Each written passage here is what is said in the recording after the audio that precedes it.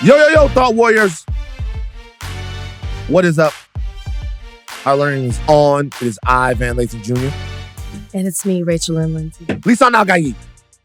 Yeah, you've been saying that. You've probably said it about 9 times since I got here. Lisan Nagayi. What does it mean? Guys, we doing too. Ew, look at your fingers. I reject you not saying Dune 2. I reject it. It just came out.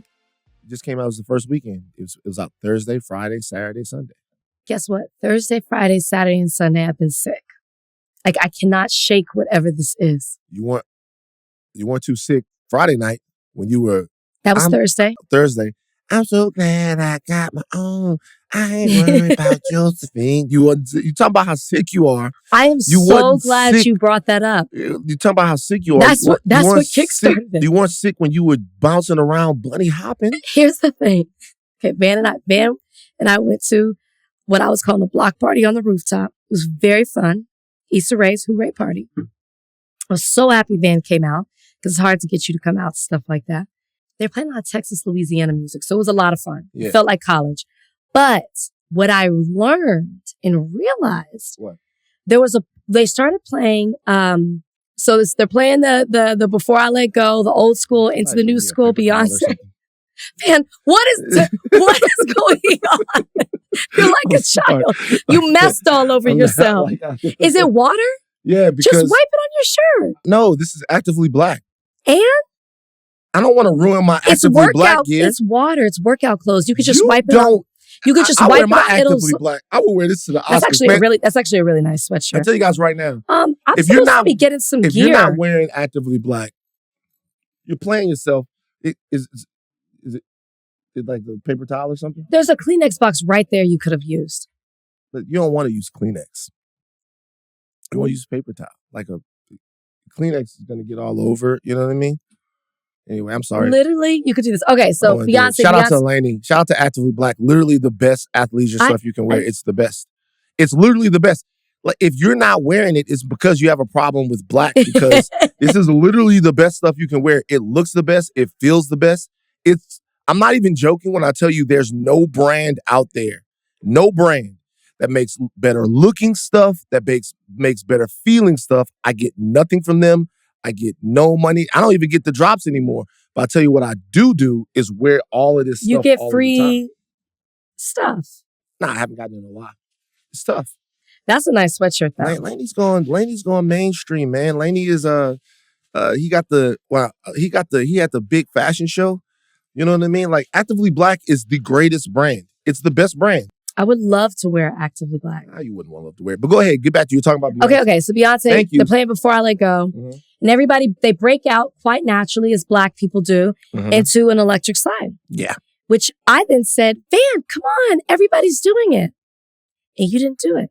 No. And what I learned, you don't know how. I wouldn't say I don't know how. I learned you don't know how to do the electric slide. So this is what I would say. And this goes way back. This is a very funny thing. I wouldn't say I don't know how. I would say, number one, I don't like it. Because? There's too much thinking involved. Oh my gosh. No, it's not. It comes naturally. I know you don't know how to do it. First of all, this has nothing. Yeah, there's no problem. This is well known amongst my friends that the electric slide. Not to Thought Warriors. This is well known. Like, when we were on all of us together, Gino would point out the electric slide. I'm not that type of dancer. What kind of dancer are you? I'm a dancer that just has to feel the dance. The Josephine Johnny, Chopper style, all of these things. Those are the ones. You know what I mean?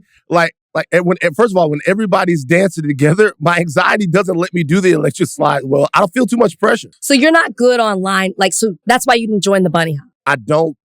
And the bunny hop to me is so fucking intricate. You and your homegirl. What? To me, that's easier than the electric slide. To me, the bunny hop is so intricate. All of these dances, I'm telling you, if I'm a good dancer, I do not electric slide. I do not bunny hop. Any dance that, now we have play-approved dances that we do. Oh, I gotta see one. Oh, we have play-approved dances. Just show me one. I'm not going to show you. I got to need the rest of the crew. Why? Can't you do it by yourself? Represent. I'm not representing. Represent for the crew. We have dances that we do. And I could do the dances of my service fraternity. Your service fraternity as dancers? Oh yeah, we had U5U, had Upsilon, Phi Upsilon. Like y'all stroll? Yeah, we had a couple of strolls. How have we've talked about Delta Sigma Theta, we've talked about Mu Phi Mu. Mu Phi Mu.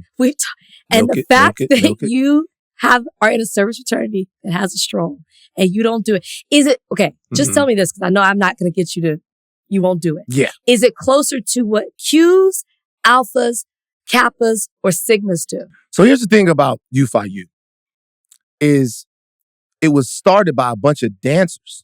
These guys could really dance. Jermaine and the Magnificent Seven were the girls. I forgot all the information. The name of the guys that started it, the first line, I can't remember what they're called now. The first line? Yeah. Started in like 1990. And I founded, me and Ryan founded the U5U chapter at Louisiana Tech. We founded the chapter. So what is your...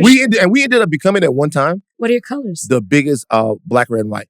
We ended up becoming the biggest black frat at Tech at one point. That's amazing. So explain to me what your stroll is close to. Oh, y'all got a sign? You have a sign? Yeah, U5U. Oh, we gotta talk about Why are you throwing our shit up? Don't throw our shit up. U5U. Do you have a corresponding lady fraternity? Yep. I mean sorority? What is it? Omega Tau Pi. QT Pi. Yeah. It's true. Omega Tau Pi. QT Pies. I remember, hold on for a second. I remember I was talking to this Q at Tech, right?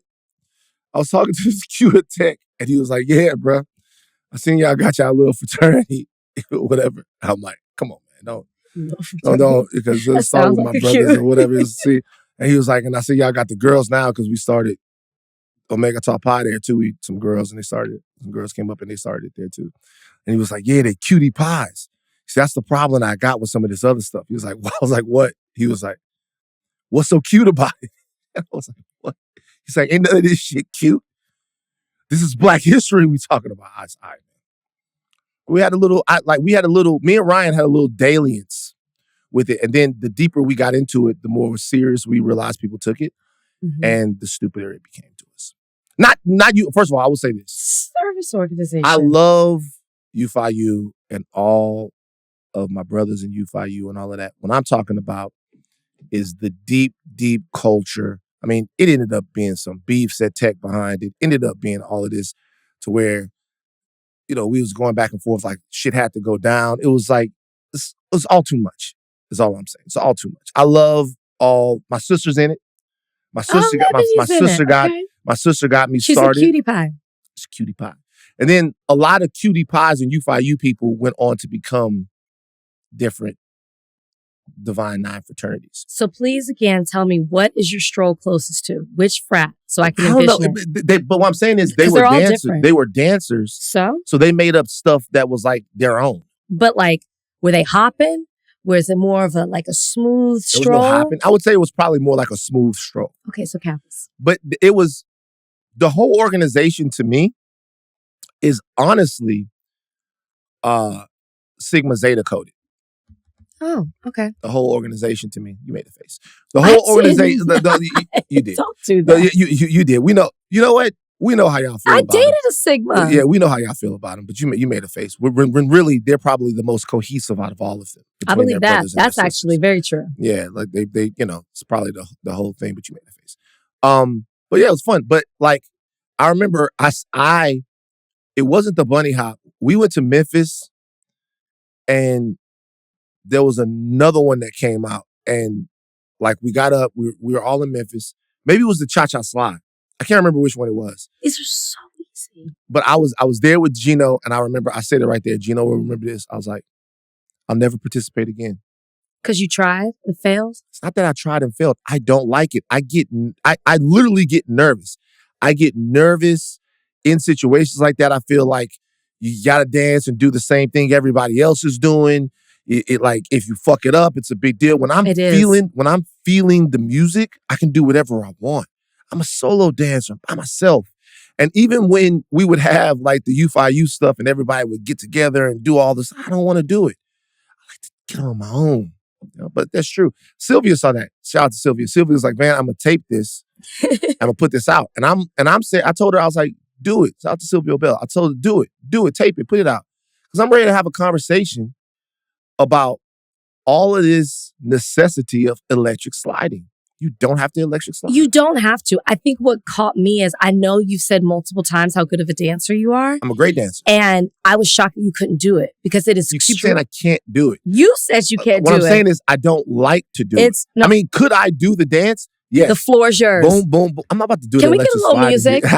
I'll do it. Look, do the. I want the original music though. Doing the electric slide. Woogie, woogie, woogie. But no, it was fun. But I noticed that you weren't sick during that. I was. I had whiskey because I was trying to like fix it. And then I was fine. I rested Friday, but then I went to a dinner Friday. And that I should have stayed home. So I was in the bed. See, so stop fucking talking about I was all in the bed all day. You out in these streets. No, I was in these streets, but I was in the bed all day Saturday, didn't do a thing. And then Sunday, I felt a little better. So I started to be more productive. I had quite a productive day. Really, really, really good weekend. So you have until next Thursday's podcast to see Dune 2. And I'm going to give you a Dune 2 quiz. No. You're holding me accountable for the electric slide, which you have to do it. I accept. So okay, all right. That's what we'll do. So the next time we're in person, I will have had to have seen Dune 2 and you will have to do 5 questions on Dune 2. And I'm going to ask Alika if she catches you practicing. Right. I'm going to do the electric slide. I'm going to do it. I'm going to ask her if she catches you practicing. By the way, if I had to do it by myself, I'd probably be fine. But if I'm doing it, it's not enough space. Well, this is where you'll be doing it that day. We'll figure it out. We'll do it right here. If I do it by myself, it'll be fine. If you jump in and start doing it with me, I'm going to be like, I'm going to start freaking out. You know what I think gets you? Because there's a basic way to do it. And, some people start like adding their own things, and then especially on the middle. With me. Like Gino is like such a Kappa to where I get that from him. And so like everything has a shimmy in it. Yeah. It's so annoying. Like everything has a I can see that from Gino. And so we're doing the electric slide. I'm like, yo, you fucking me up, bruh. You fucking me up. But Gino would be pointing out the ways, going all the things, like trying to talk to girls and all of that stuff, doing the electric slide. He loves it. He's a big electric slider. Nobody else was that big of an electric slider in our crew except for Gino. He loved it. Like to do it 2, 3, 4 times. The club would be over. That's the only thing that I hate is it goes on too long. Yeah. Like at some point we got to stop. Yeah. It's really kind of overrated in a way. No, it's fun when it starts. You and your friend were the only, what's her name again? Jade. You and Jade made a new friend that night. It was very impressive. No, don't do Jade like that. No, she didn't. Yes, she did, man. Jade made a friend with one of the most prominent actors on Insecure. It's amazing. You guys were doing the bunny hop by yourselves. It's just us. For attention. No, because the song was playing. And we loved it. Yeah. It reminds us of college. And nobody else at the party seemed to know it.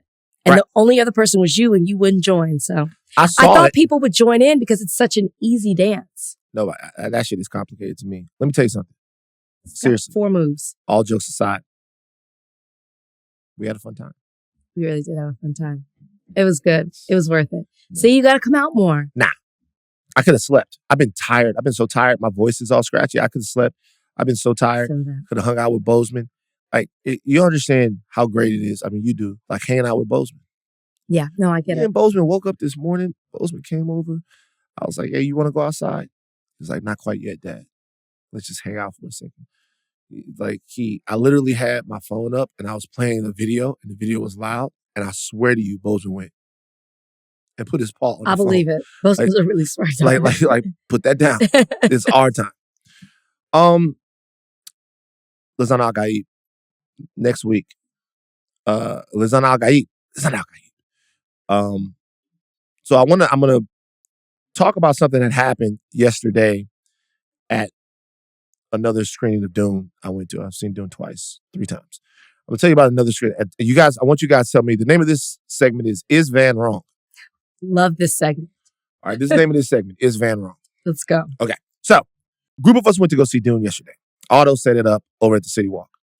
Okay, so we're there. We're excited to see Dune. If you guys can't get to see a movie at the City Walk in IMAX, you should. They have true IMAX there. Biggest fucking screen I've ever seen. All the way, huge screen.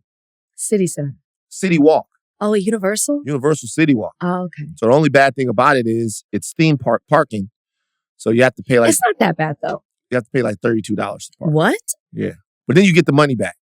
Don't they? Yeah, they validate, right? They validate yeah. and you get the money back. But it's theme park parking. So everybody's there. It's excited. Gigantic auditorium, huge screen, true IMAX, 70 millimeter. We saw the movie. It's fantastic. So we're talking a little bit. Nicole Kidman comes on. I always got to give Nicole Kidman her props. They're ending that. Are they? Yeah, they announced that. Looks like they just put out a new one, but whatever. So she's doing her thing. And the movie comes on. The movie isn't really on yet. Okay. I'm not going to spoil anything about Dune, but they say something and then it goes to the Warner Brothers thing. Let you know it's a big Warner Brothers movie or whatever. I mean, we're still talking. The movie's not on yet. We're still going back and forth. We're very excited, whatever. And behind us, somebody goes, shh, stop talking. Now, why do? Now, I thought this was a joke. So I turn around like, ha, ha, ha, ha, ha, ha. And I look on his face. And when I look back at Otto, shout out to my friend Otto. When I look back at Otto, Otto's like, I'm like, he's got to be playing. And Otto's like, he wasn't. And so I'm like, okay, cool. And how old is this guy? The guy that said this? Yeah. Probably in his 20s, early 30s. Oh, young. Okay. I wasn't expecting that. I was expecting older. Hat. So. Red? Huh? Red mustache? Hat. No, hat wasn't red. So it's him and a couple of his friends. And apparently this is a big cinephile movie theater because it's the only place you see the movie in the pure IMAX, one of the biggest screens. I don't know if it's the only place, but it's one of the biggest screens, 70 millimeter, all that stuff. So I'm like, so now it's getting funny to me because he's actually mad, right? He only said it once. He only said it once. Okay. It's funny to me, but he said, shh, stop talking. And then I look at Otto and Otto's pissed. I'm like, yo, you mad? And he's like, yeah. I was like, oh, we just say something after the movie. And he's like, yeah, we definitely are. I'm like, cool. So I was really looking at all of this as a big joke until I turned over and looked back at the guy and he ice grilled me. He was like, and I was like, oh. I was like, oh, okay. So then I went to a little zone. And so it's about 10 or 15 minutes of me being really upset. Then the movie gets to you, because it's still at the beginning of the movie. Okay. Then the movie gets to you. And what starts to happen is, because I've seen the movie a couple times, you start to realize that you're coming towards the end of the movie. All right. The movie ends. I'm not going to ruin it for you because you're going to watch it next Sunday. I am going to. The Dune, this is called, let's not even go for the electric slide. Let's go for the bunny hop because that's the more complicated one. This is going to be called the Dune Bunny Hop Challenge. Okay. Next Thursday. The Dune, I'm up for it. I'm going to do it. You're going to do the bunny hop? I'm going to do the bunny hop. The bunny hop is one I've never successfully completed. Okay. But I know I can do it. The Dune Bunny Hop Challenge next week. Okay, so anyway.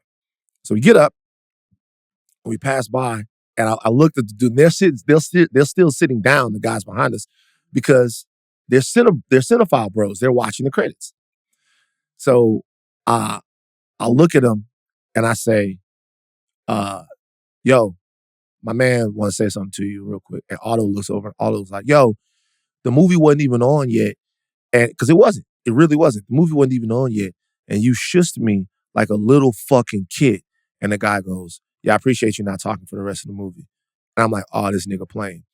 And he's him and Otto are going back and forth. And I'm like, and then I reverted. Straight up.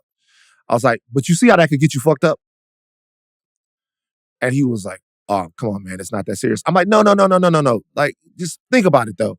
Like, what if I had decided to grab you by your head and drag you around this motherfucking movie theater? Mm-hmm. And so everybody else, so now people are starting to get uncomfortable. One of his friends reaches out his hand to shake his hand. I'm like, yeah, good, we good. I mean, that's not going to happen. But, like, the movie wasn't on. He's like, come on, you guys are talking into the movie. I'm like, we weren't, though. We really weren't. I see movies all the time. I don't talk during the movie. I'm like, we weren't talking. I was like, but that thing saying that and projecting like that when I'm sitting right in front of you, I'm letting you know I'm stalling you out. It's mad people that would have turned around and been like, yo, what the fuck is up? Like, what you trying to do? I'm like, I'm not one of those guys. I'm just trying to. Next time you're going to get the wrong person. Next time you're going to get the wrong person. And he's like, and he said it again. And he was like, yeah, man, I really apologize. I wasn't trying to do that. I'm like, okay, good. Y'all have a good Sunday. And then he goes, but I really do appreciate you guys not talking for the rest of the movie. And then I lost it. I was like, don't fucking say that to me again. And if you want to say that to me again, I'm going to come around there. I'm going to grab you. And we're going to see how dope your niggas are. Because it's 6 of y'all and it's 2 of us. And I guarantee you this whole, and by this point, I'm going off doing the same shit that I always did as a kid, right? The same Baton Rouge shit. And then a deep sense of embarrassment washes over me. Because what didn't happen in my youth is that midway in doing this, I snapped out of it. Mm. And when I snapped out of it, I started to look. And people recognize you? I don't know if they recognize me or not, but the faces of uncomfort, fear, what is he gonna do? What the fuck is going on around there? Like, this is a big thing. So I'm looking around. I looked, I kind of paused and I went, you know what? Y'all have a good Sunday. Their faces are people watching. Their faces, like his boy next to him was fucking panicking. Like, and also it started to kind of dawn on me that these were kids. These guys might have been 30 years old. We're talking probably between 27 and 32. So, and I don't know where they come from or whatever, but I actually felt bad. Like I felt, because by this point I fully lost it. Like it's like fully lost it. I don't know if he was trying to play with me. There's almost no way he wasn't trying to play with me. Mm-hmm. Or maybe he was just so blissfully socially inept that he wouldn't understand that the way that I took that as him saying, but you shut up though. Which we really didn't. We were going to stop talking when the movie came on anyway.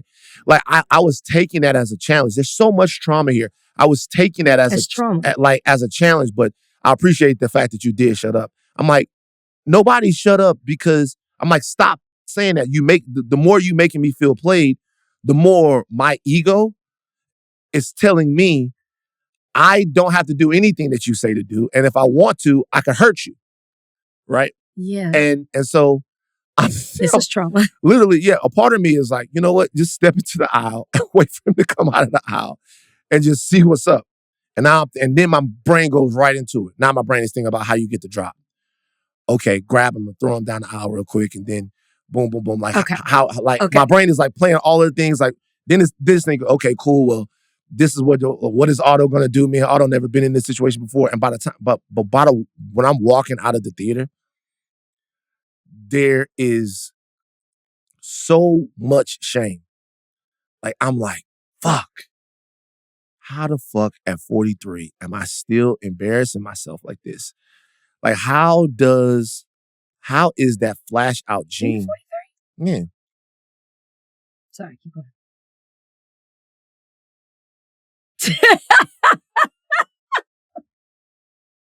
Oh, please. At least I didn't do you like Kevin Hart did Don That's exactly what you just did. I didn't say, damn. That's exactly what you just did. That's exactly what you just did. In my mind, I thought you were estimating because you're about to have a birthday. And I'm like, no way he's about to turn 44. That birthday's 44. No way he's about to turn 44. That's what I was thinking. You look so young. I am young. Okay, to answer the question, mm-hmm. Is Van wrong? You know you're wrong. That's why you had shame when you walked out. Mm-hmm. And this is coming from a person I am confrontational. If I had been in that situation and somebody had shushed me, I would have turned around and been like, the movie hasn't even fucking started yet. Shh. Mm-hmm. Now you're talking. Like, yeah. I would have said something back in the moment. Mm-hmm. That's me. Right. If it had kept going, it would have been an issue. Yeah. But if I had let a whole movie go by, I would have probably been annoyed the first 30 minutes, and then I would have just let it go. But I wasn't, I was never mad. I took it as, because everybody was actually, a lot of people were talking. The Nicole Kidman thing always gets people going. I wasn't mad. I wasn't mad till I turned around and you saw looked. his face. And I saw his face, and he had the ice grill situation on. Yes. And now I'm like, nah, man. I still would, even your conversation, your initial conversation, even you saying, but you see how you could take it? I didn't think that was bad. Y'all talked after, the friend sticks out his hand trying to do an olive branch. I shook his hand. I know. All that was fine. You even saying like, I'm letting you know where I was coming from it, and kind of like, you say that to somebody else, it could be a real issue. So maybe this is a learning thing for you. Right. I get all of that. The moment when he said, but I appreciate you being quiet, I think in his mind, he thought that was something nice to say, like, but I really do appreciate, like, we're having this back and forth. In his mind, I think he was like, thanks for not doing this in the theater. I really do appreciate you being quiet. I understand how you took it. It's almost condescending, like, but like, you shut the fuck up. But thanks. I get it. Yeah. I get it. But I also understand, could understand it. Who knows how he meant it? But I could understand how he was like, but I really do appreciate, hey, but like, thanks for being quiet. And it should have ended with y'all having that conversation right there. But it went too far, and you recognized it, which is why you pulled yourself out of it. And like, cause Autumn was ready to go too. That could have gone so much worse. You don't know who could have been there. Security, police officer, off-duty cop, something, you know what I mean? Like, and even though there were less of you, it's still black and white, and they could have panicked. People carry guns. People carry guns? Do they not?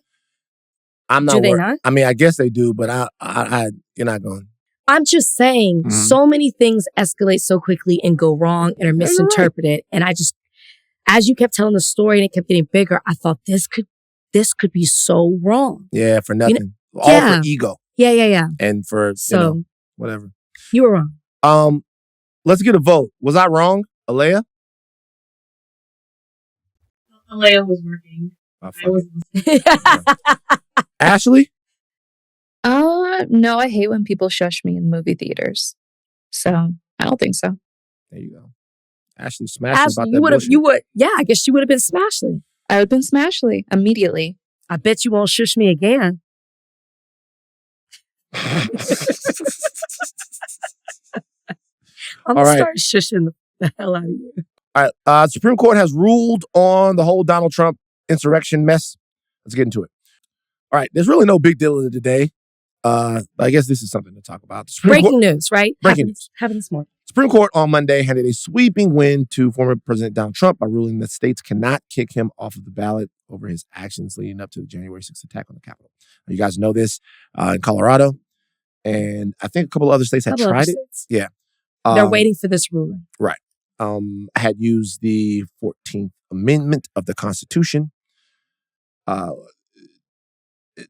to disqualify Trump from being on the ballot in those respective states. Now, the way it works is in the 14th Amendment, there's a language that prohibits insurrectionists from being eligible for offices like the president. And the way the Colorado courts interpreted this is that Trump is an insurrectionist because of his actions on January 6th, and therefore he cannot be the president. He's not eligible to be the president. And there was some the Supreme Court of Colorado. Supreme Court of Colorado. There was some talk about this as a legal theory prior to them doing it, but then they did it, which made it a reality to a lot of people. The case got all the way up to the Supreme Court. Supreme Court, which has a heavy conservative majority, as you guys know, some of these people were directly appointed by Donald Trump, has ruled that doesn't hold any legal water. It says because the Constitution makes Congress, rather than the states, responsible for enforcing Section 3 of all federal office holders, because the Constitution makes Congress, rather than the states, responsible for enforcing Section 3 against all federal office holders and candidates, we reverse, is what the ruling says. This is the day before the Colorado primary, so Donald Trump looks like he's good to go in Colorado. Rachel, any surprises here for you? I think it was surprising that unanimously they all decided that this was wrong. Right. I don't know. I didn't necessarily expect that. Now, granted, that doesn't mean all their opinions read the same, right? Because the three liberal judges had a concurring opinion because they think that the conservatives took it too far. That this should have been a narrow ruling of simply that states can do this. If there's an insurrectionist on a state level, then they can bar them from being on the ballot. They can't do it on a federal level. because it's the Constitution. But the conservative judges went as far as to say, like, Congress can make the decisions and they set the standards, and like they went a little bit further with it, kind of like what they did with Roe, which is an issue I think that the liberals made also in their concurring opinion. You can make a decision on this case and not go as far as you did, like with Roe, and completely overturning it. You could just make it specific to what the case is asking for. So unanimously surprised me. The other thing that surprised me is that I think people were wondering, would this case that now is dealing with the insurrection by the Supreme Court, would they address the insurrection? Because on a state level, it was them deeming him an insurrectionist. And that is why they said he can't be on the ballot. That happened all the way up to the state Supreme Court. Right. Other states that were doing it as well had the same theory. They were wondering, will the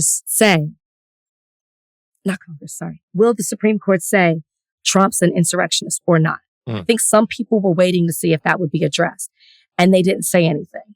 And some people are saying, well, the fact that they didn't address it is because they believe that he is. And then other people are saying they didn't address it because they're scared to, because, they don't want to have to rule. Or in their opinion, in their ruling, they're saying that it doesn't really matter whether he is or whether he isn't, that they're essentially saying that they are. Right. So whether or not, it doesn't matter whether he is or he isn't, that it wasn't.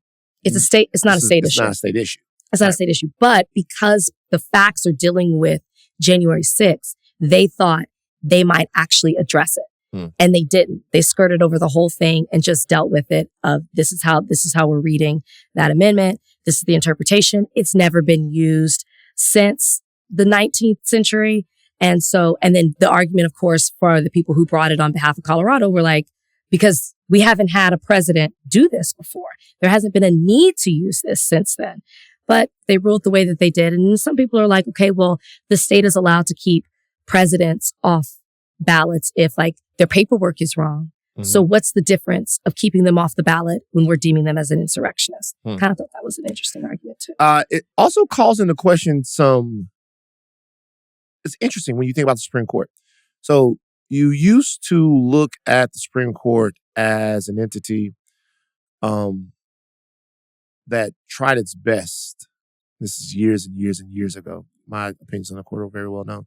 They tried its best to look at issues with the integrity of the American system at the forefront. At least if you're talking about the Warren Court, questions like that.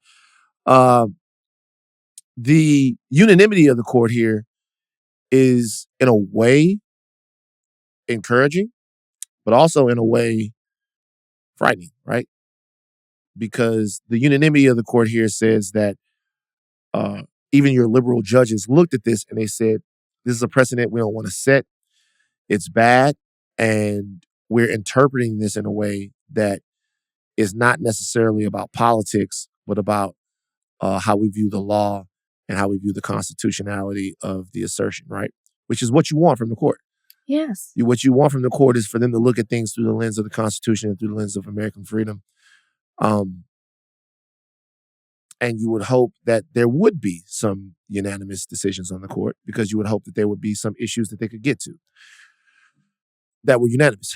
At the same time, a lot of people are going to be afraid that there's been some intellectual capture or some sort of cucking of the three liberal minds on the court, because people want so badly for there to be factionism in terms of liberal and conservative thought at all times.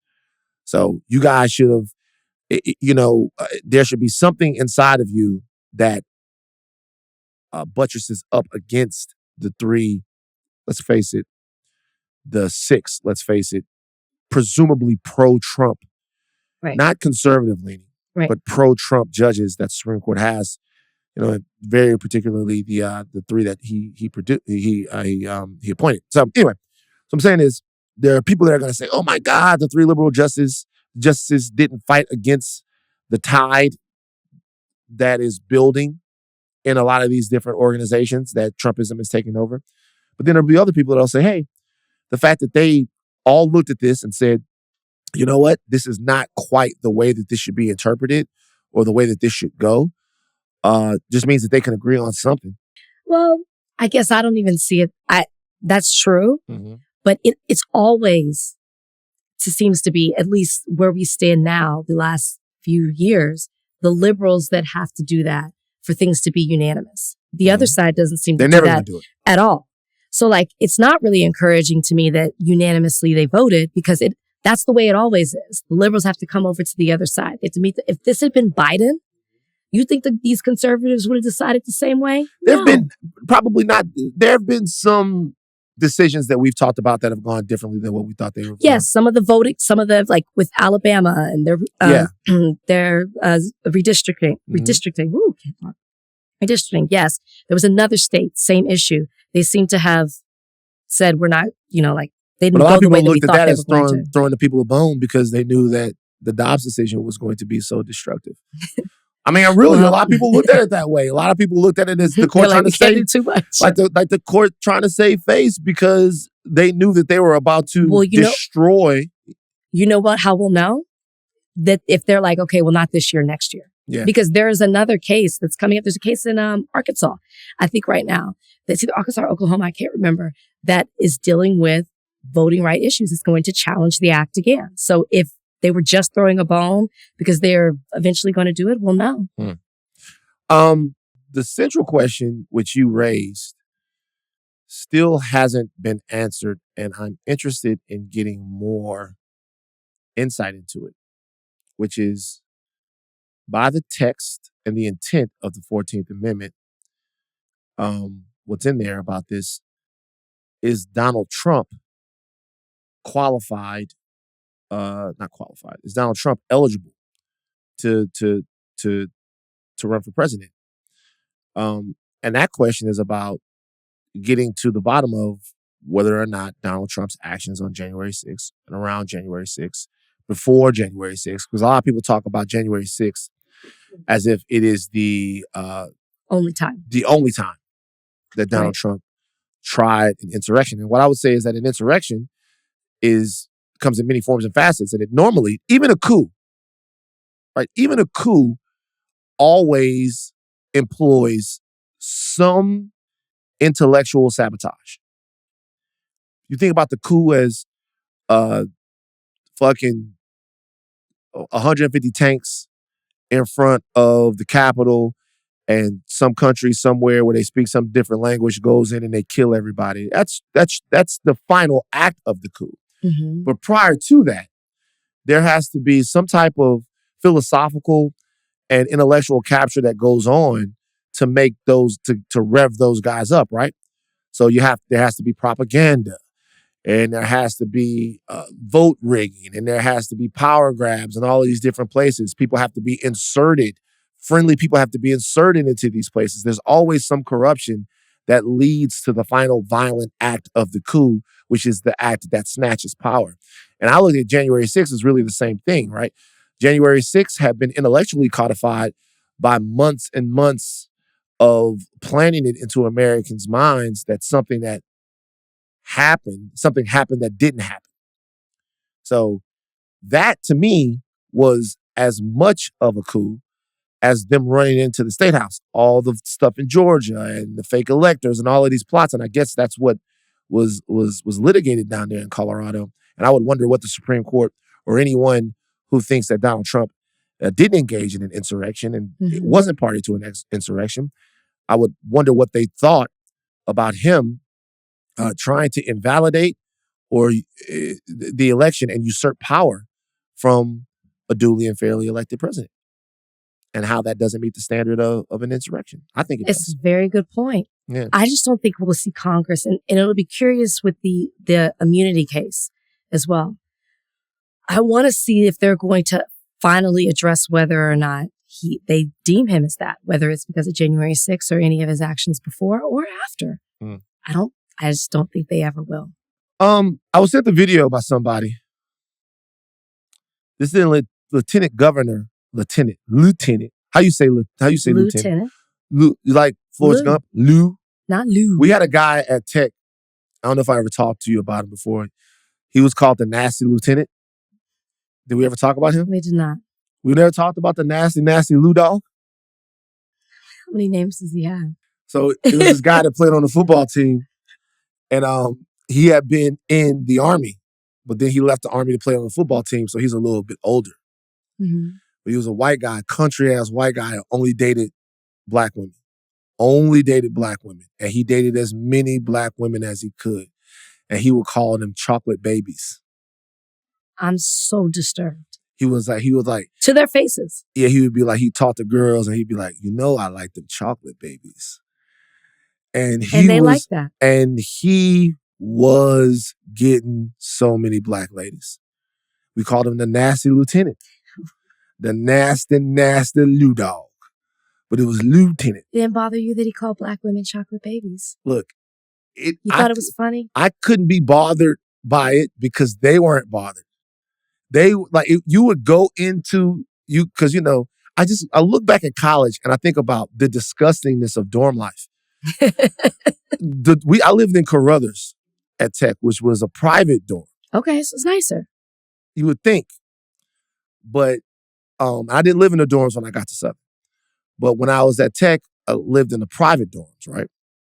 And there was one guy that called himself the Phantom Shitter. And what he would do is just throw shit all over everything. Like, you get on the elevator. No. And all of the buttons would be covered in shit. My God. I remember one time there was this guy. Do you know who it was? No, we never found out who it was. Like, there was this guy named Leon. And me and Ryan were getting on the elevator. And Leon was getting off the elevator. And Leon was like, hey, don't get on the elevator. I was like, I've been riding the elevator. He's been stuck on the elevator. Somebody put shit all over the buttons. What are y'all out here doing in Louisiana? This dude would print out he would print out flyers. And he would be like, 6 weeks off. But then the Phantom Shitter will return. That's disgusting. I don't know what, you had to get out of there. That's the most nastiest thing I've ever had. But, so I just remember the idea of a communal shower. Of all, you lived when... I didn't do a communal shower. We said it was private. We had bathrooms in our rooms. Okay, so we had a private dorm. You had a private room, but there still were like, I think, 2 or 3 bathrooms per floor with all of these shower stalls, right? And all of these shower stalls. And we all had our girls in there and stuff like that. So everybody... Y'all did? Yeah, we had girls in there the girl would come over. Sometimes my girl at the time would come over and stay 3, 4, 5, 6, 7 days. No, in the showers? Yeah, they would go use the shower. They would go. And other men would be there? Y'all didn't care? There would be, you'd stand outside of the shower, you wait for your girl to shower. Oh, I'm thinking like a big open shower with like 3 heads. No. I don't know, there were individual shower stalls. I never had to do this. That's what I thought. Nah, we weren't all in there like showering prison. like prison or like after the fucking Super Bowl or something. But like, you were all in there showering and stuff, and you would go in there and you would see the Nasty Lou Dog. And he would have, like, there would be a pair of white feet, and then he would say a pair of chocolate feet. He's like, when I'm in there, you see a pair of white feet and a pair of chocolate feet. And there would always be different black ladies. And sometimes it would be ladies that you would look at them and you would be like, God damn, not you too. A victim of the nasty Lulu. That's what we would say. Not you. How do we get a victim of the nasty. I wonder where he's at right now. That nasty lieutenant. If anybody knows him, what's his full name? I can't remember. I'll have to call Ryan. I don't remember hold on, let me see.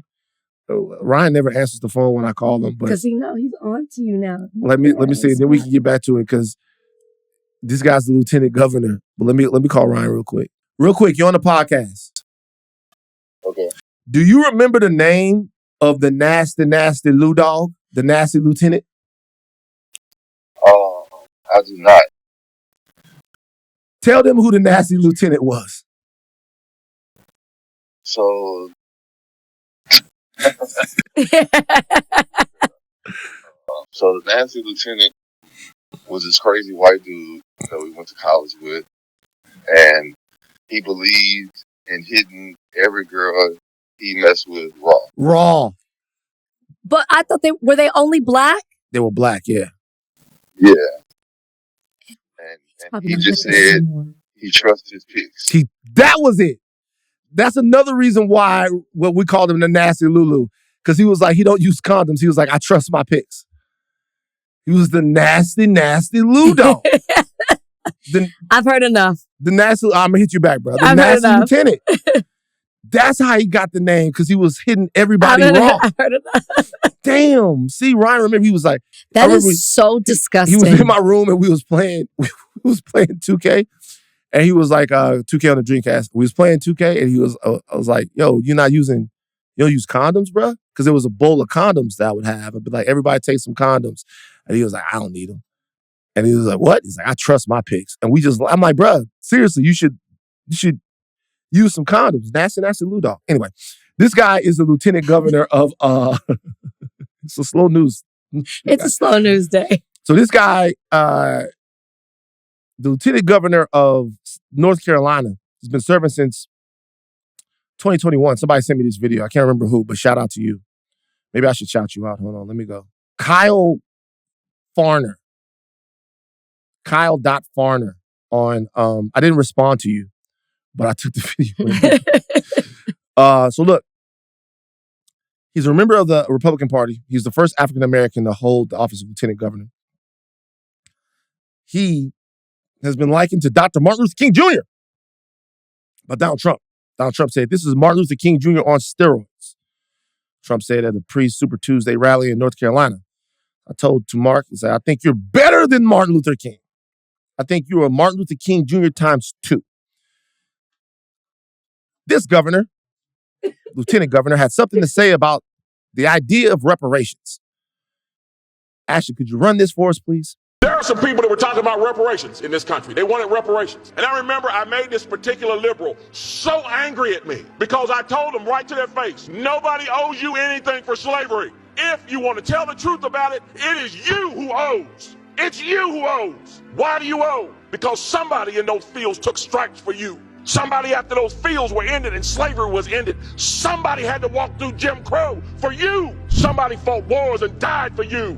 Somebody lived less than because they didn't have what you have, and they did it for you. There are people in their graves right now, and they are there because they were willing to stand up and fight for you. Those folks on the Edmund Pettus Bridge, carrying American flags, take that, Colin Kaepernick, living in a society that he could scarcely acknowledge, something that he has never known, living with a bigotry that none of us can imagine. Carried American flags on that bridge, and when they were hit upside the head with nightsticks and shot with water hoses and knocked to the ground, they got up and picked those flags up and kept marching. And they did it for you.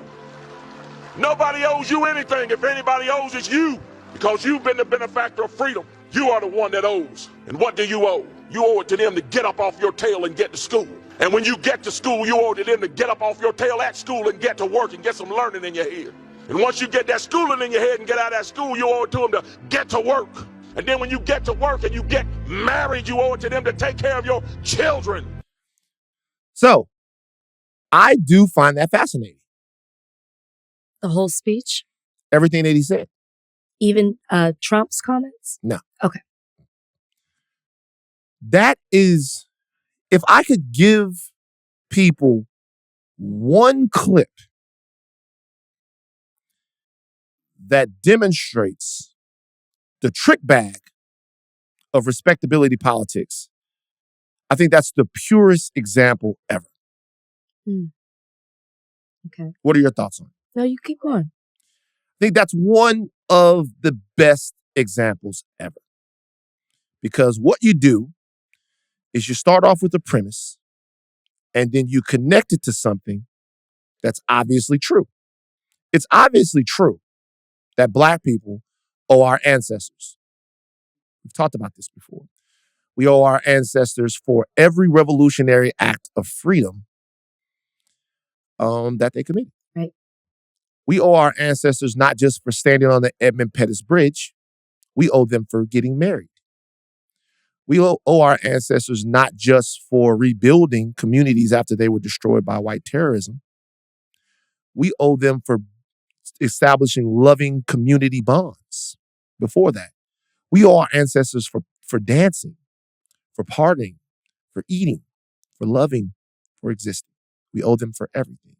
We owe them for doing all of that in spite of some of the worst circumstances in human history, some of the worst oppression in human history, some of the worst violence and degradation in human history. Everything that they did was revolutionary. Mm-hmm. So you hear about different people who are revolutionary and everything, they got up and they killed a bunch of people and they got people together. When your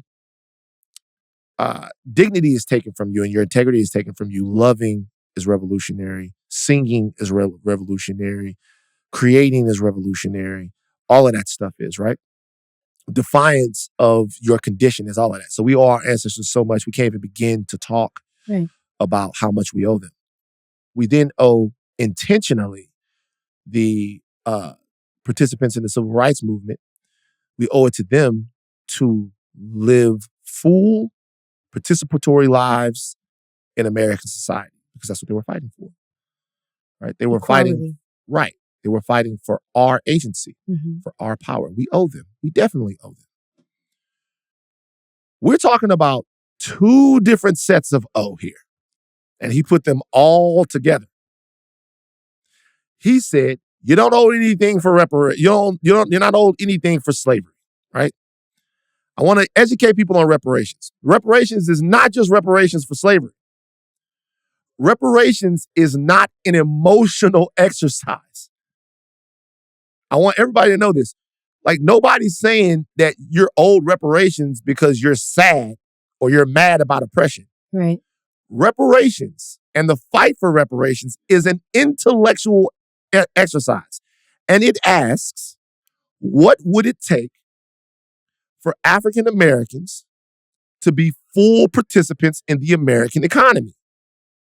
What would that take? As a block, as a group, African descendants of slavery here, okay? It's going to trigger a lot of people, but that's who we're talking about, okay? What would it take for them to be full participants in the American economy? And what that would take is very simple. An accounting of what was denied to Black people by both codified, institutionalized, and systemic racism and oppression. The number that Sandy Darity comes up with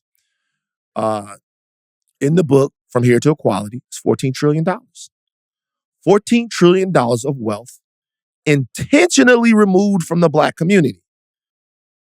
Intentionally taken from us. Not just from slavery, but from the money made off of slavery that we did not get to participate in. Then from land erasure due to contract buying schemes, trickery, all of that type of stuff. Then Jim Crow, and once again, the codified depowerment of Black liberation. Then white terrorism. Hey, go do everything that this guy just said. Everything that the great lieutenant governor said. He says, you owe it to people to do that. I got news for the lieutenant governor and everybody else that sticks their nose in the book. We did that. We went and we learned. We established schools for ourselves. We established homes, communities, hospitals, banks, churches for ourselves. Whole communities for ourselves. And every time we did that, the country that has an almost romantic obsession with our oppression said, nah. We would rather anybody else have it than you niggas have it, because that threatens the way things are supposed to go in America. And they acted. They did. They acted. They acted with urban renewal to destroy communities. Right. They acted with terrorism. They acted with laws. They acted with redlining. They actually acted to defraud us of our experience as Americans, an experience that we've been trying to earn ever since we got here. So to say, hey, you owe your ancestors, but the country doesn't owe anything, that's something that those ancestors didn't even believe, because what they were fighting for was what they were owed. Yeah. And if you think that we've gotten there because of their contributions, I'm sorry, you're wrong. If you look at Black wealth, if you look at Black life expectancy, if you look at schools, if you look at healthcare, if you look at the prison system, the disparities exist all over the place. Because really a lot of these questions come back down to cultural and economic circumstances. So as this guy is talking, and he's trying to make white people feel good about themselves by saying that we owe it to ourselves to be better. Right. Two things he does. Number one, we've always been better. We've always been better. We've always been good. We've always been better. We've always been good. We've always been better. The trope of the lazy black that is sitting around waiting for the white man to save him is a lie. And if you don't believe that's a lie, never listen to another fucking word that I say. Turn this podcast off and go somewhere with the rest of your people who have no concept of American history and live in that silo forever. That's just not true. All right? But the reinforcement of that idea and that trope is necessary to make people believe that black people aren't living up to the standard of their ancestors. We're not only living up to their standard, we're living past their wildest dreams. And we owe it to them to make the wildest of their wildest dreams, which is that one day we would have power and agency in this country to make it make true. This guy right here, this is a masterclass in trick bagging, a masterclass of bootlicking, a masterclass of please, sir, may I have some more? And there's no way to get around it. You guys, every single point that is made is refutable by the most surface level interrogation. Mm-hmm. Like, I'm the dumbest of any person that I've ever brought onto this Peniel's smarter than me. Everybody that we bring on this podcast is smarter than me. Mm-hmm. You're smarter. No, I'm not. But what I'm saying right now is, if you are at all interested in the condition of Black Americans, there is no way to come away with any other conclusion other than we've been defrauded of major amounts of American capital. So well said. And I'm not going to add much to it because you're so right. The only thing I will say is the other obvious thing to me, which is such an issue with this comparison that he's trying to make of you need to work hard because you need to honor your ancestors because they worked hard and they through harder times. They were slaves. Mm-hmm. They were enslaved. Right. They weren't working and he acts as if they worked hard. You need to be doing what they're doing. They had no choice. They were enslaved. It was do this or be killed. Do this or we'll burn you. This will hang you. This will chop off a limb. They had no choice but to be in that situation. Jim Crow laws, he acts too as if, they had to fight through Jim Crow laws. They were doing what they had to do, but they were also fighting against it. It's just the fallacy to me of the comparison of they had it harder than you. You need to honor them by working hard and not taking into consideration what you're saying. We're talking about Jim Crow. We're talking about slavery. How are you not recognizing that these were problems and these were specifically systems designed to be against Black people? I don't understand how you can say that and then this and not recognize the two. To me, that's something also that should be pointed out. I agree. I agree with everything you're saying. I agree. And what you're also talking about is the almost understandable legacy of those things. I mean, the predictable legacy of all of that, the predictable legacy of all of that stuff, and other stuff as well. Stuff that affects poor Blacks and poor whites alike. In a lot of these places that people are talking about that had these great racial uprisings, these uprisings that you're talking about in places like Watts and places like, all over New Jersey and places like Detroit, these things began to happen with more frequency after the economic basis of those places were eroded. So there was job loss there. And when there was job loss there, it was more difficult to ignore the cultural and systemic racism that was going on. It's kind of easier to ignore that stuff when everybody's working. But when those jobs left, the white people that had money, the white people that had access, they suburbanized. And when they went out to the suburbs, all of the issues that were plaguing these societies were left to be dealt with by Black people this country doesn't care about. Right. And what I would ask this gentleman or any person who believes this is Black people have shown that they've cared about America. Specifically, we've shown that we specifically want to be Black and want to be American. We want to be American. We want to be American and everything that comes with that.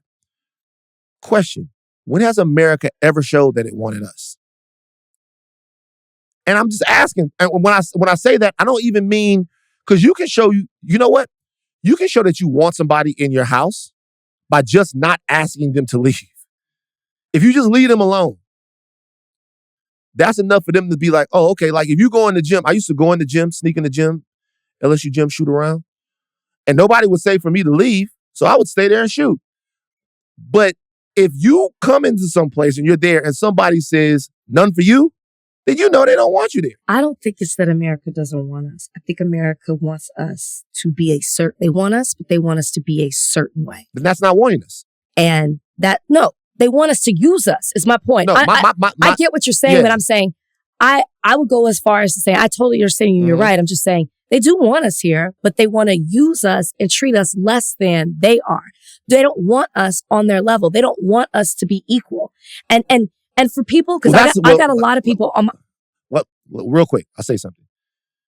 I think America wants niggers. That's what I'm saying. But they don't want Black people. This is what I'm saying. And I got a lot of people on my page right now because of the Candace Owen thing, and they're talking about, they're mad I said she was anti-Black, and they're talking about, because it... Who you got on your page? Huh? Who you got on your page? It didn't start off that way, but now it's getting bigger. And of course, it's like bringing in other people. And a lot of people are talking about this victimhood mentality. Oh, no, Candace is not that she's anti-Black. She just doesn't want you to be a victim, which is what I think the lieutenant is trying to show here in his speech. We don't need to be victims anymore. And I get so frustrated with a speech like this, or the people in the comments, or people big upping a Candace. It doesn't take much to see that our power as Black people, what power we do have, is constantly being challenged and constantly trying to be stripped away from us. I just talked about that case. It's probably going to go up to the Supreme Court. The Supreme Court found that Alabama, Georgia, and Louisiana all had these either state legislative maps or congressional maps that literally were designed to not represent the Black population in order to give more white people a vote and power and take away from Black people. This is happening in present day. So when you talk about us we're making this up in our mind, or slavery was such a long time ago, or even this man says in his speech, I wasn't a slave. My parents weren't a slave. He says something like that at one point. All of this is trickling down to where in 2024, we're still fighting for our power just for a right to vote. The Voting Rights Act, established in 1965, already has taken away rights from, I guess we're going to get into this. I'm not sure if we're going to cover this topic, but in 2013, when Shelby rolled it back, some of it. You can already see that the gap that has happened between voting between Blacks and whites in the last 12 years, if not more. So this, sorry, I'm going on a rant. We're not even probably where we were before, but I just get sick of that we're not saying we're victims. We're still fighting for equality, equal footing, so we can have the same power that you do in this country. See, the term victim is interesting in itself, right? So what if I was to tell somebody that the entire border crisis, right, is a weaponization of a victim mentality, which is that your country is that you are the victim of a horde of people that are trying to usurp your country from you, both culturally and economically, unfairly. That the way to make people vote on the border crisis is to make them believe that they are the active victims of a group of people that want access to America unfairly and unjustly. That's happening to them, right? That every time they use victims to demonstrate how dire the situation is. Right. If an undocumented person commits a crime, if undocumented people have to be someplace and if they get put up in a hotel, whatever happens, this is money that could have been yours. This is stuff that could have been yours. This is resources that could have been yours. It's a deeper, much more layered conversation to have about how people feel about that. And I get that. But what I'm saying is the only time the victim word is used is when Black people are trying to access their power, their rights, and talking about what they are owed, not because they're Black, but because they're American citizens. American citizens have certain rights codified for them. And our rights and our participation in this country, it's a special circumstance. But it's a special circumstance only because it's been especially beat up and fucked up. So what we're saying is, hey, I know it's inconvenient for you guys, but this is what was taken. By the way, don't take my word for it. I'm begging you guys, read scholarship on it. There are people who are much smarter than me that have looked into this. Now, if you're going to tell me right now that reparations are never going to happen, then whatever. But if you're going to tell me that they're not owed or that it's a stupid idea, then I'm going to ask you who you're trying to please. If you're going to tell me right now that it's a dumb idea, that it doesn't make any sense, then I'm going to ask you, well, who's your master? And and look, this guy's entitled to his opinion, but at the same time, to connect what we owe our ancestors with what America owes us is a clear TB. Trick it back. I would just say, too, about the victimhood, that's an interesting thing that you said, because they do consider themselves victims when it comes to DEI, when it comes to affirmative action. They're the biggest victims. All we hear is who didn't get to go to school, who didn't get a job because some lazy Black got their job. That's all we hear. But then as soon as we say, hey, we like to not be killed by the police, victim! Hey, we like to eat decent food, victim! Hey, you know what? They're not letting us buy houses. Oh, fucking, you know what? Take 2 twigs, go build the house, nigger. That's what we did. Victim! But they complaining about everything. Like literally, a trans person can use the bathroom and they go, oh my God, they're taking over. What is left for us people? Us normal Christian whites. But you can't ask me, victim, get the fuck off my dick, man. Fuck y'all. Let's do an apology rating. All right. This is going to be a good one. Go ahead. Okay, so Reesa Teesa, we didn't talk about on this podcast. And I don't really know exactly what Reesa Teesa did because I didn't watch it. She just told her story. She told her story. Yes. She told her story. And about how she was wronged by her husband. She was wronged by her husband. And like 100 million people have watched it. She's doing the rounds. She's doing her thing. Reesa Teesa. Tamron Hall, Good Morning. Sat down with Robin Roberts. Sat down with Robin Roberts. Reesa Teesa. Go ahead, Reesa Teesa. So last week, I guess it was last week, or recently, over on the old Breakfast Club, they talked about Reesa Teesa's entire saga. Right. And Charlamagne, the God, had this to say. Yeah, I'm gonna be honest with you, man. I hear a lot of big back behavior. Does she have a big back? She do give Sheila that was driving up the mountain. Okay. Yeah, she Sheila was beautiful though. Yeah, no. You talked about the big back, not the face. Yeah, you're right. She's cool. What's your thing with big backs? No, I'm just saying, because in a situation like this, some of you big backs, y'all got to stop being so thirsty for a man. There's a man out there for you. Okay, this woman believed all of this because she wanted to believe all of this. Big back belief isn't like everybody else's belief. Okay, she said it herself. He said everything I wanted to hear. Yeah. She wanted to believe whatever was coming out of his mouth because she wanted a man so bad. And then I seen him and he actually looked like her butt.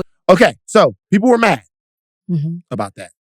She was mad. She addressed it specifically on Tamron Hall. People were very upset. Candace, a friend of mine, Candace Bimbo, she was upset.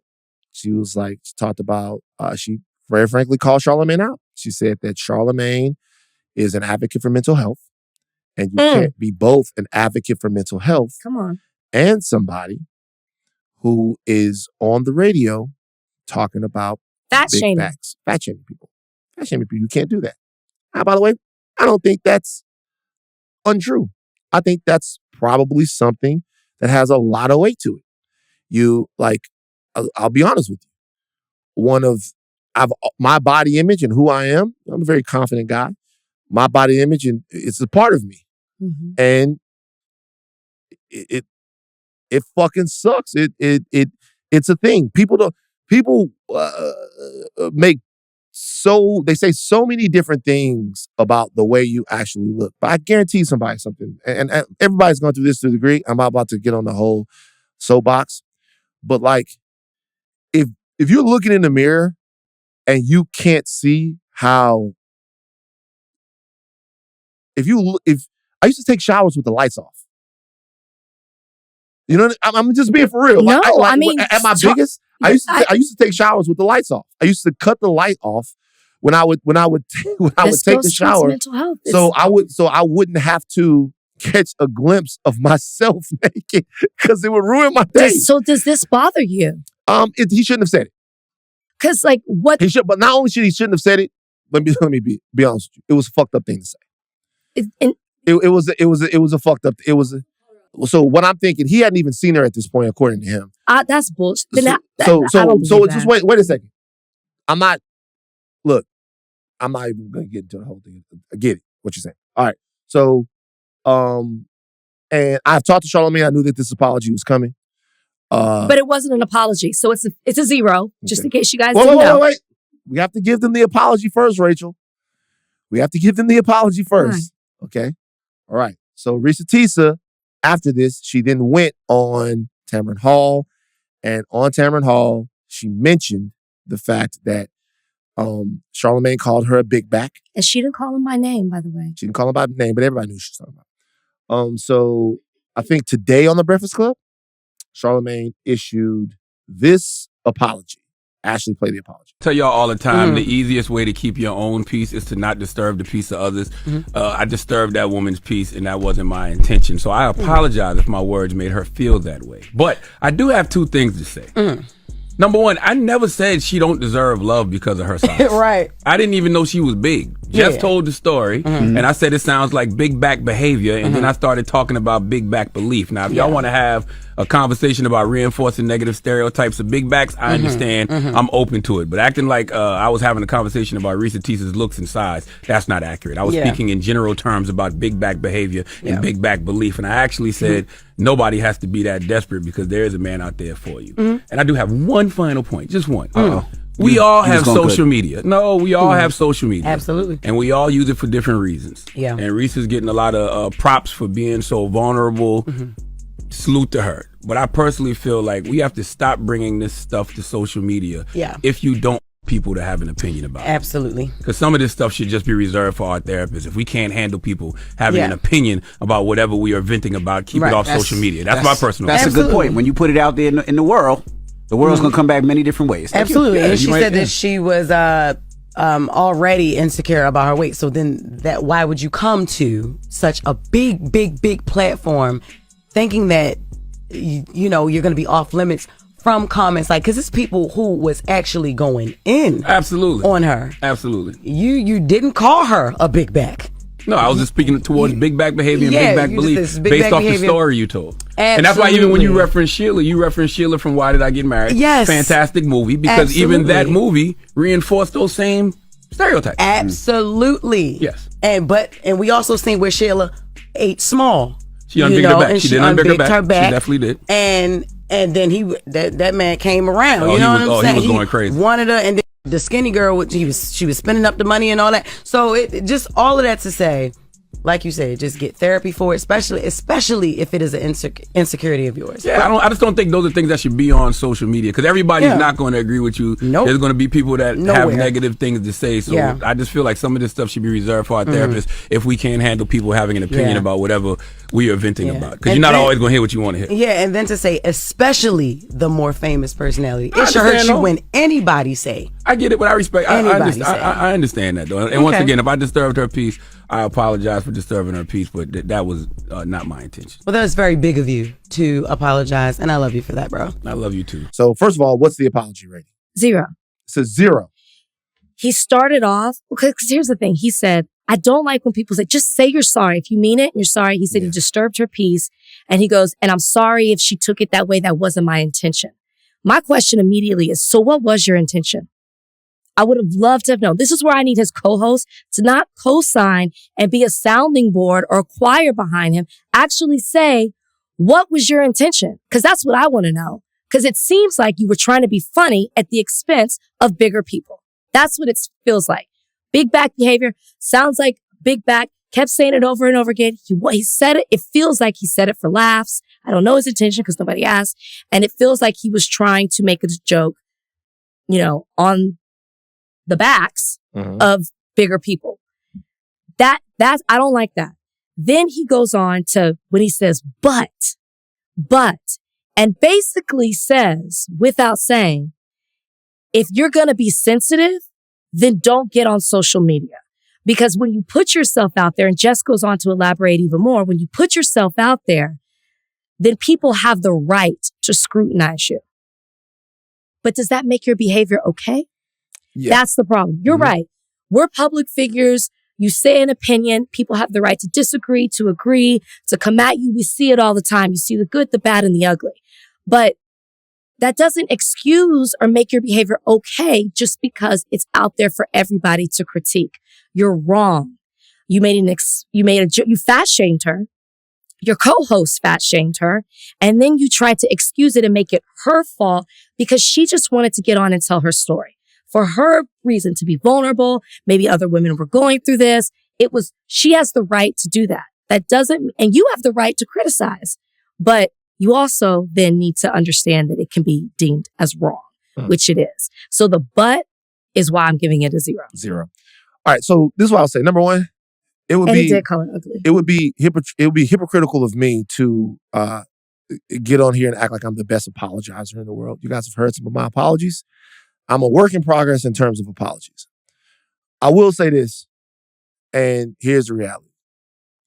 If we're working towards the healing and betterment of people, then and that's really true, that's a full-time job.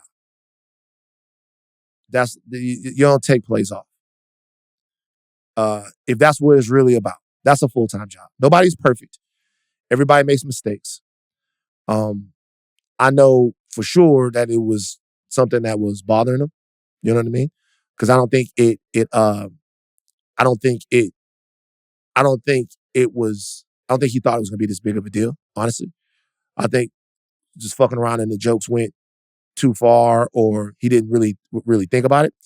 But I'll say this. I'll say that, like, the intentionality of this entire thing can't be on the back end. It has to be on the person with the biggest microphone. The intentionality has to be to not do harm. Yeah, people are going to be harmed. People being harmed is no excuse in and of itself for harm. See what I'm saying? Like, people are going to be harmed. That you can make that about anything. People are going to be harmed. And people are going to sometimes expose themselves to harm. Right. But that's no excuse for harm. Exactly. And so what I would say to that is, yeah, man, if you want to put your kids on, if you want to put a family vacation with your kids on your Instagram, does that give people the right to call your kids ugly? Well, according to their logic, it does. I would say no. According to their logic, it does. You know what I'm saying? I would say no. So I think that, and look, it's difficult sometimes. Once again, I'm being honest. It's difficult sometimes, even for me. You guys have heard my apologies. Let's keep it all real. Y'all know what's up. For me to come on here and just be like, I'm sorry. I made somebody feel bad. I didn't want to make them feel bad. But then there's another part of it that's tough too. The other part of it that's tough is to say, I will be better at this the next time. Because that means that you're not going to hold yourself to a standard. Yeah. And and look, I wouldn't be me if I didn't say that particular person has come leaps and bounds Like Charlamagne has come leaps and bounds in terms of therapy, in terms of working and doing all of that stuff. Sorry, guys, I know you guys not going to want to hear it. The guy's my fucking It's friend. not that. We just don't need to hear it right now. Yeah, but we know he's your friend. No, but I would expect you to do the same thing if somebody was talking about me, and Yeah, I would do the same. Right, and I would do the same thing if somebody was talking about you. But can I just say this? But oh, go ahead. All I'm saying is the work that you've already done, it doesn't stop. You got to keep pushing forward to do more work. Everybody. I owe that to myself. He owes that to himself and to our audiences, and I think everybody does as well. This response made it worse. I'm sorry. It really did. And I also just find the timing to be so interesting because Jess constantly talks about the way people look. Like that there've been multiple times where she's been in hot water. She's a comedian now. I get that, but you know what I mean? So like, I'm not talking about when she's on the stage being a comedian. I'm not talking about a Wild 'N Out situation. I'm just saying, and the reason I'm talking about the timing is because it's interesting that her interview on the Pivot just came out, and her biggest regret is criticizing somebody's appearance, not knowing they were dying. Yeah. Chadwick Boseman. Yeah. And now it's just this, I'm saying the timing is very interesting. This isn't talking about her comedic. I actually find her to be very funny. I'm just saying maybe you should think about that. Her biggest regret comes from making fun of the way somebody looked who was dying. What if she took this? What if Restisa and something bad happened because of people with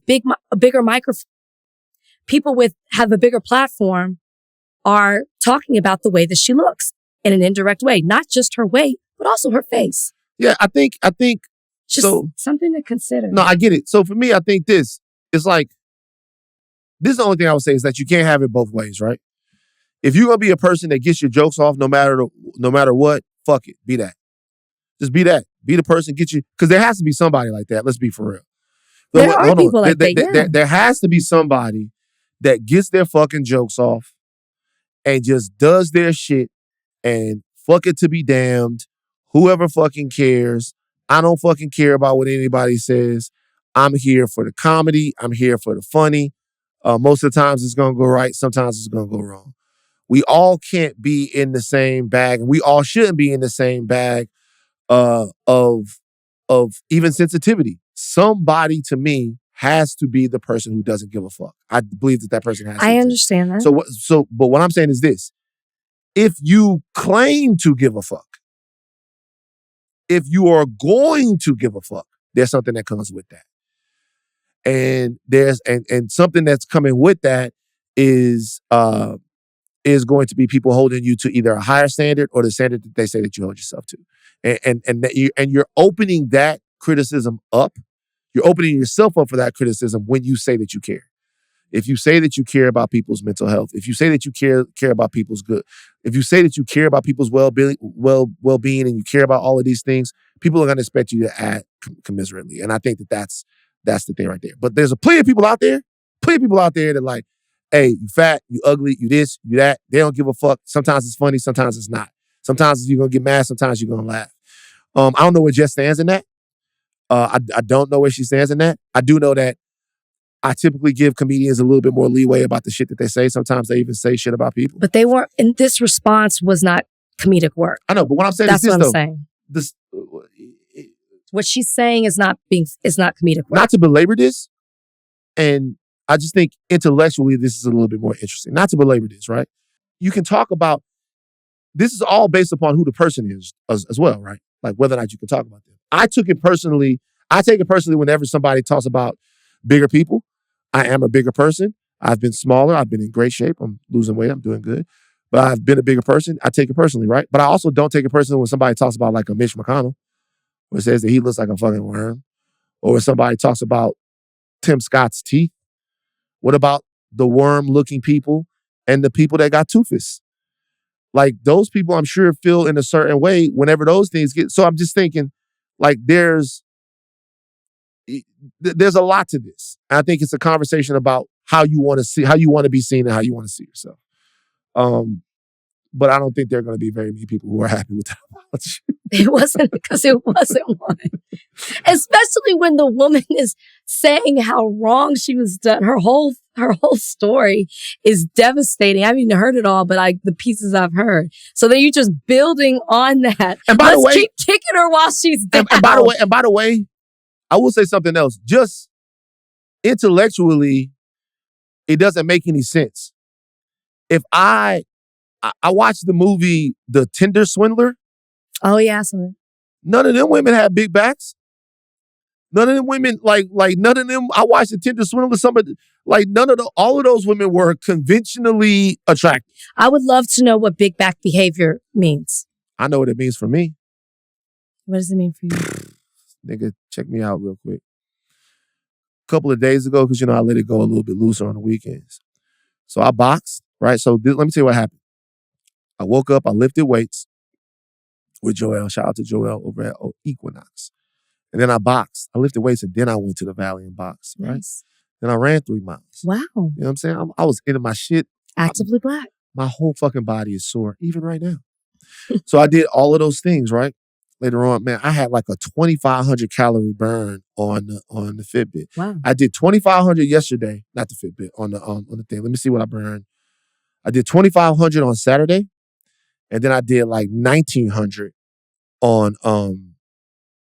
Sunday. Cause Sunday I woke up, I went on the treadmill, I ran 3.5, right? And then I went down and I hooped. So I was doing my thing. But see, Saturday night, Ben and Jerry's, chocolate topped caramel sundae ice cream, boom, big back. Sat down, Bozeman was looking at me like, Dad, can I have some? I'm like, nah, not this boy's chocolate. Bang, bang, bang, bang. Before you knew it, you heard that little sound of the spoon scraping the cardboard, down the whole pint. Gave the whole day back. That's big back. Gave the whole day back. And one little thing. Had done that was really the only thing I ate all day was that and some boiled eggs because the smaglitude is kicking my ass. But gave the whole day back. That's the behavior I'm talking about. I could do that. No regrets. Don't regret a thing. I could do that, and I don't. But all I'm saying is, like, let's be honest. This is, like, it's not about that.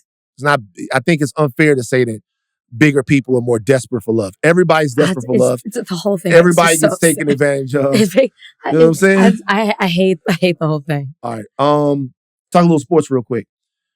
Real quick. I just fuck all of the backstory. The backstory is that in 2005, the Heisman Committee, the NCAA, they took Reggie Bush's Heisman, right? If you guys didn't know, Reggie Bush, one of the most electric college athletes of all time.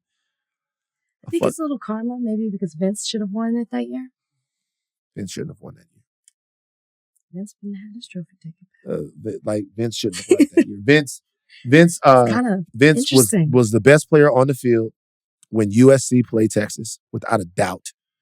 He was the best player on the field, but the best player in college football that year was Reggie Bush. Just saying. Okay.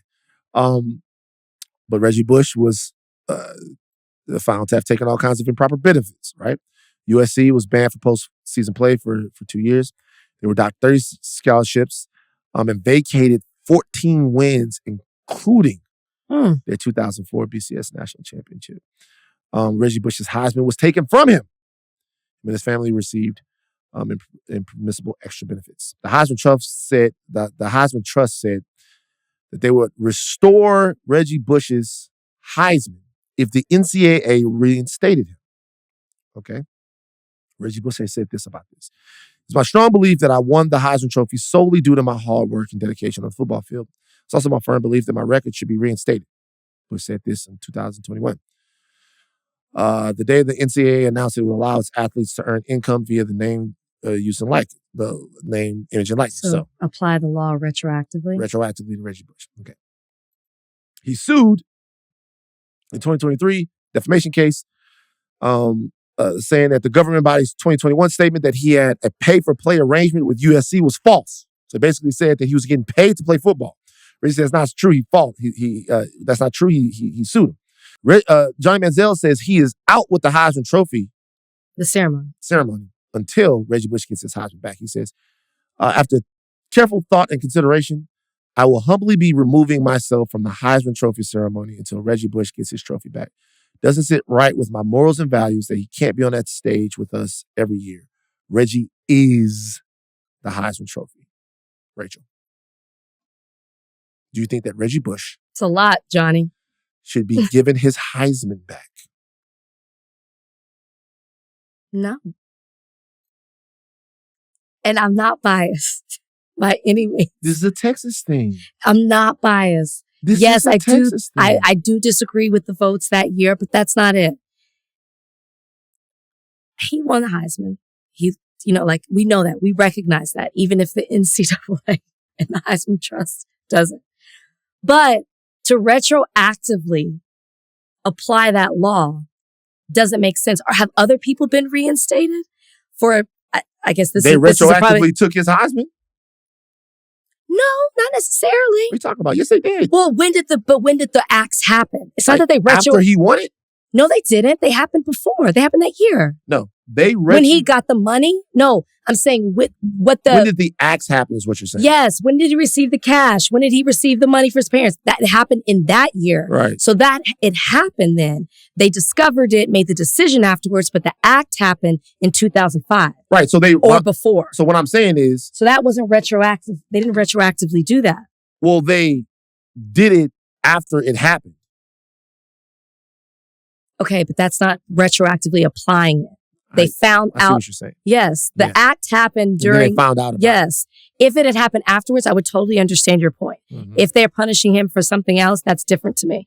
So to me, it doesn't make sense for them to say, hey, well, now we're allowing this to happen with our student athletes. So let's go back and look at every time a college or a coach or an athlete did something that violated this rule, because now it doesn't exist. So let's go actively back and let's give people back their wins, because it wouldn't stop here, right? You got to give the team back their wins.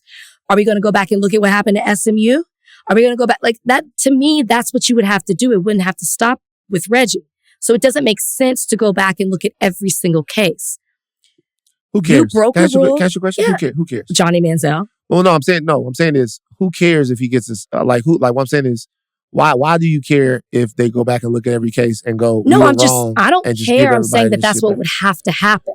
Right. It can't be a one-off. And are they going to really go back and do that? So everybody's going to file some type of... Okay, how about this? Everybody gets... Tomorrow the NCAA wakes up, everybody gets their wins. Okay, great. What changes? Nothing, but that wasn't your question to me. I know, but what I'm saying is, you're saying it's a non-starter because they would have to do that. They would have to do that with everybody. Okay, so why not? Why not do it with everybody? They can do it with everybody, but your question to me, and I don't care. Your question to me, though, was, should it happen? And I'm like, well, then you got to go back. That's just not how things work necessarily. That was the law then. This is the law now. Moving forward, this is what applies. Right. So, do you have a problem with Reggie Bush not having the Heisman Trophy? I don't care. Seems like you care. No, this is a topic you want to talk about, so I'm forced to care about it in this moment. You've said this before. You're hard on college athletes. He got the votes.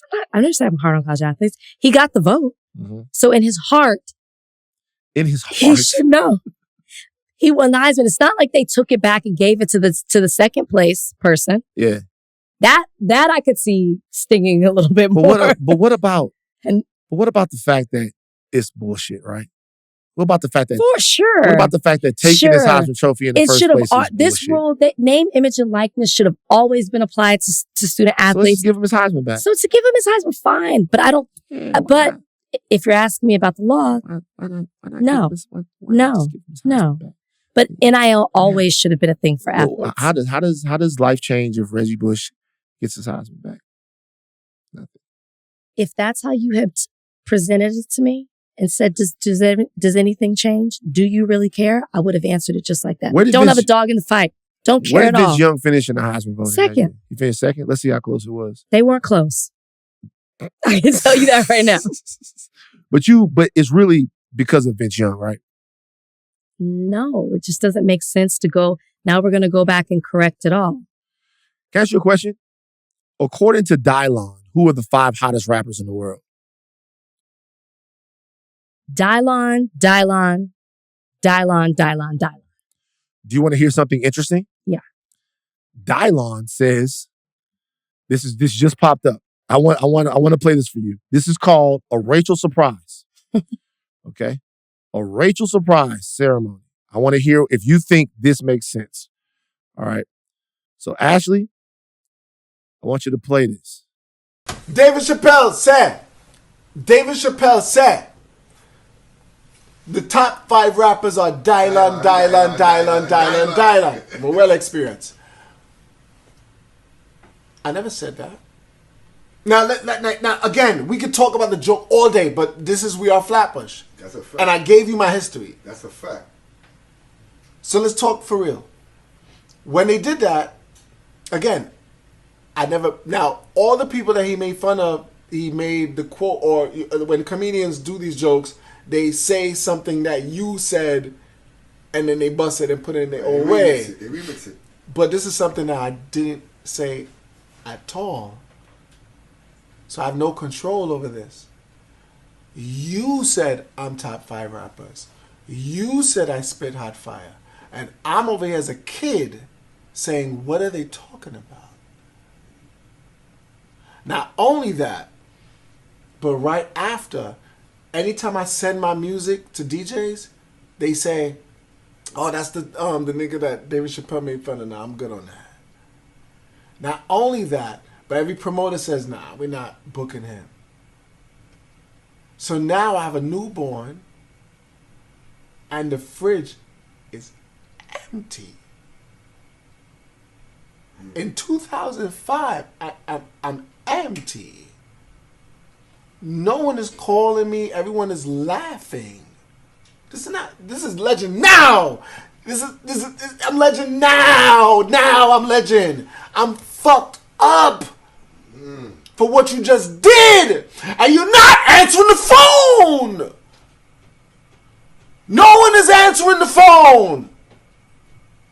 So everybody say, oh, you're boss now, man. You've gone through, man. You make it. How? When at that time, no one picking up their phone. Not a one label.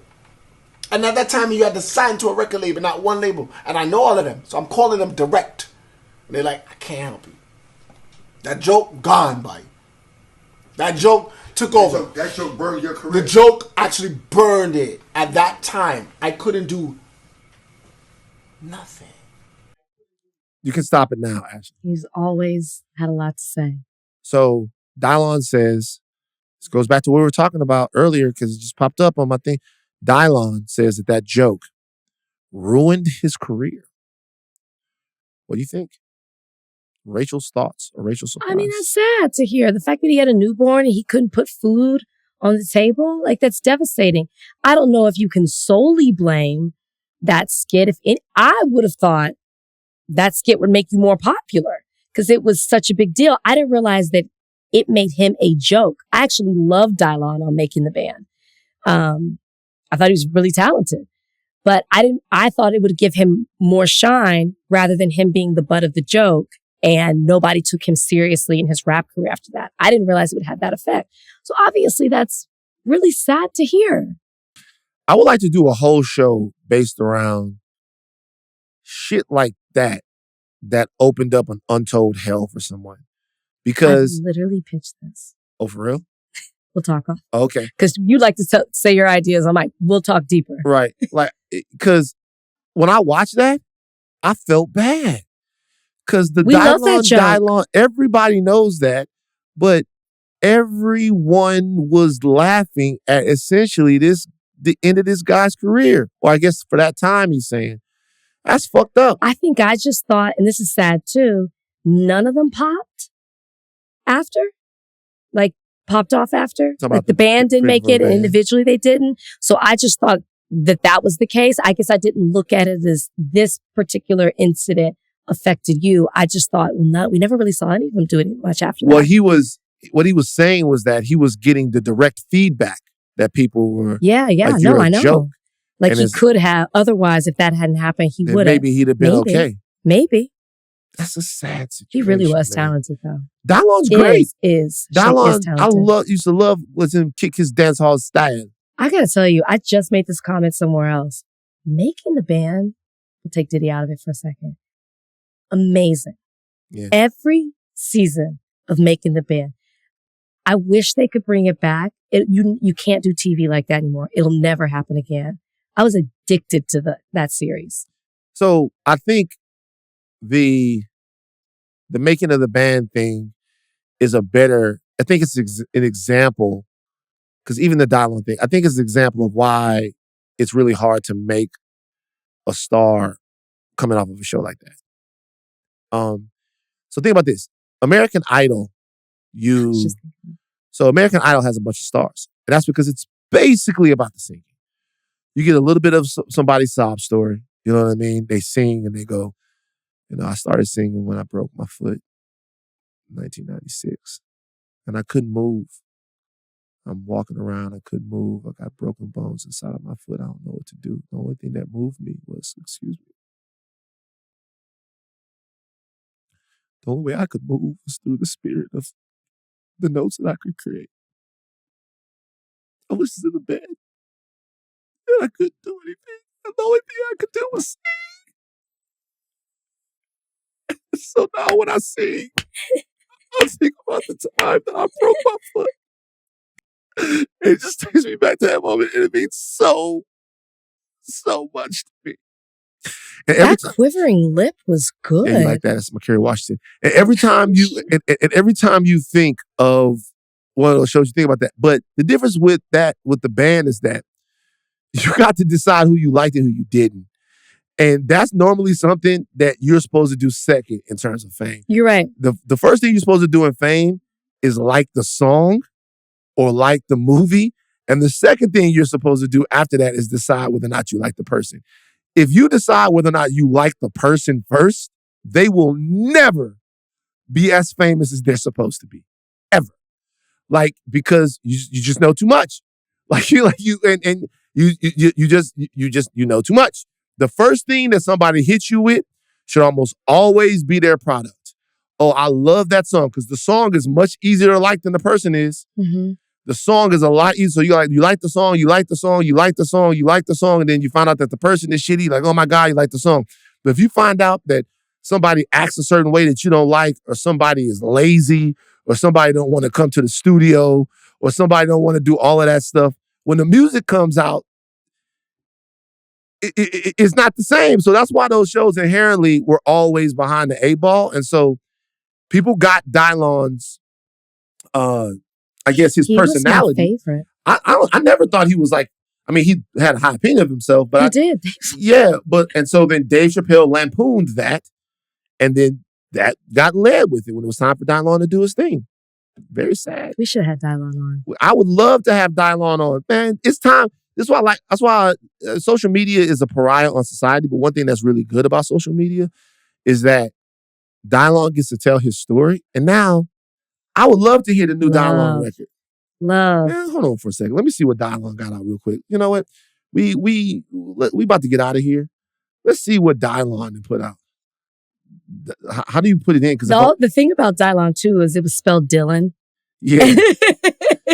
Let's see. Take us out on some Dylon. And whenever you put it up, the Chappelle Show skit's the only thing that pops up. It's like literally the Chappelle Show. The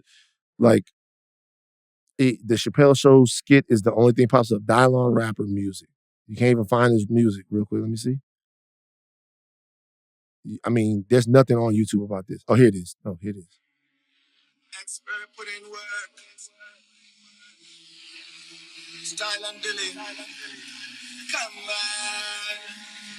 Give me up.